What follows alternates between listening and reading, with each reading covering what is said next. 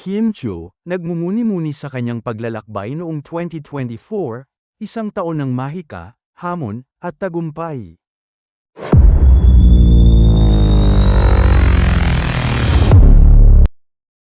Si Kim Chiu ay nag-post sa social media upang pagnilayan ang kanyang paglalakbay sa 2024.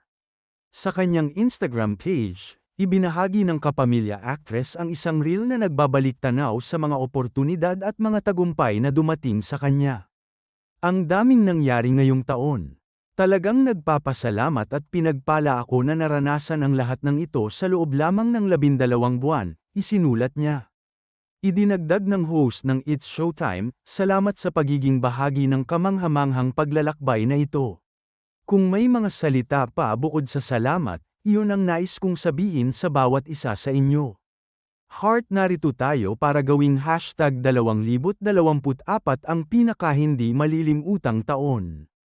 Cheers sa mas masaganang, natupad na mga panalangin, at kamanghamanghang taon na darating #2025. Kim pagkatapos ay nagmuni-muni sa mga hamon na dumating sa kanyang buhay. Ang 2024 ay hindi naging walang pagsubok. May mga personal na hamon, mga sandali ng pagdududa, at isang nakakalungkot na pagkawala ng isang mahal sa buhay na wala na sa atin.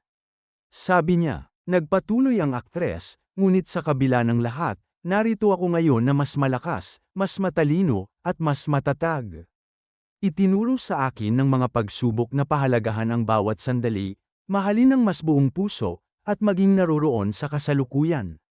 Sa kabila ng lahat, naranasan ko ang napakalaking personal na pag-unlad, dumating ang mga oportunidad sa aking pintuan nang hindi ko inaasahan.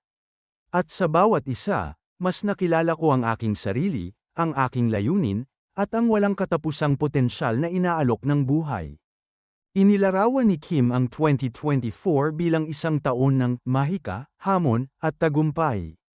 Binanggit niya, hindi ko pa rin makapaniwala sa lahat ng ibinigay niyo sa akin at ang puso ko ay puno ng pasasalamat. Pinaabot din niya ang kanyang pasasalamat sa mga taga-suporta ng kanilang on-screen partnership ni Paolo Avellino. Sa lahat ng aming minamahal na taga-suporta at bilang isang koponan, maraming salamat, sabi niya. Mabilis na tumugon ang mga tagahanga online sa post ni Kim. Ang galing ng 2024. Cheers sa mas magandang 2025, sabi ng isang tagahanga. Ang nakakaiyak naman. Mahal na mahal ka namin. Nandito kami palagi para suportahan ka, isinulat ng isa pang tagahanga.